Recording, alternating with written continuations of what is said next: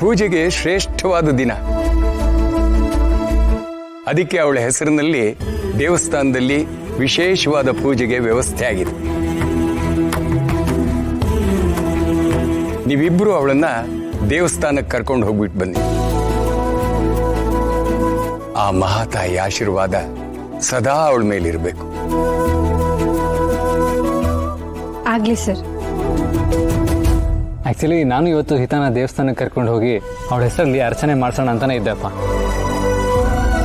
ಆದರೆ ಶರತ್, ಪ್ಲಾನಲ್ಲಿ slight changes ಇದೆ ಅಪ್ಪ.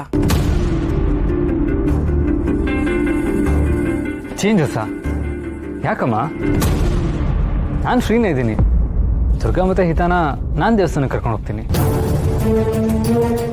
ಫ್ಯಾಕ್ಟ್ರಿಯಿಂದ ಕಾಲ್ ಬಂದಿತ್ತು. ನೀನು ಯಾವುದೋ ಒಂದು ಪೇಪರ್ಸ್ಗೆ ಅರ್ಜೆಂಟಾಗಿ ಸೈನ್ ಮಾಡಬೇಕಂತೆ.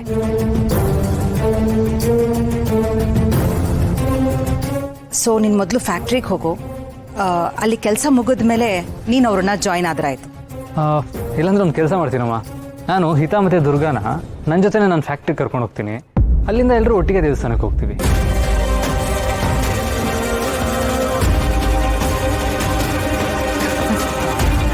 ನನಗೆ ಗೊತ್ತಪ್ಪ ಶರತ್, ನೀನು ನಿನ್ನ ಮಗಳ ಜೊತೆ ಜಾಸ್ತಿ ಟೈಮ್ ಸ್ಪೆಂಡ್ ಮಾಡಬೇಕು ಅಂತ ಈ ರೀತಿ ಹೇಳ್ತಿದ್ಯಾ ಅಂತ. ಆದರೆ ಫ್ಯಾಕ್ಟ್ರಿನಲ್ಲಿ ಎಷ್ಟೊತ್ತಾಗುತ್ತೋ ಏನೋ ಗೊತ್ತಿಲ್ಲ ಅಲ್ವಾ. ಪೂಜೆಗೆ ಲೇಟಾಗಿ ಹೋದರೆ ಚೆನ್ನಾಗಿರೋದಿಲ್ಲ. ಮೊದಲು ಅವರಿಬ್ಬರು ದೇವಸ್ಥಾನಕ್ಕೆ ಹೋಗಿ ಪೂಜೆ ಮಾಡಿಸ್ತಿರ್ಲಿ. ನೀ ಕೆಲಸ ಮುಗಿಸ್ಕೊಂಡು ಆಮೇಲೆ ಅಲ್ಲಿಗೆ ಹೋದ್ರಾಯ್ತು. ಸರಿಮ್ಮ. ಅಣ್ಣ, ನಿಮಗೆ ಅವರಿಬ್ಬರನ್ನೇ ಕಳ್ಸೋದಕ್ಕೆ ಭಯ ಅಂದರೆ ನಾನು ದುರ್ಗಾ ಅತ್ತಿಗೆ ಮತ್ತು ಹಿತಾ ಜೊತೆ ನಾನು ಹೋಗ್ತೀನಿ. ಸರಿ ಶಾನ್ವಿ.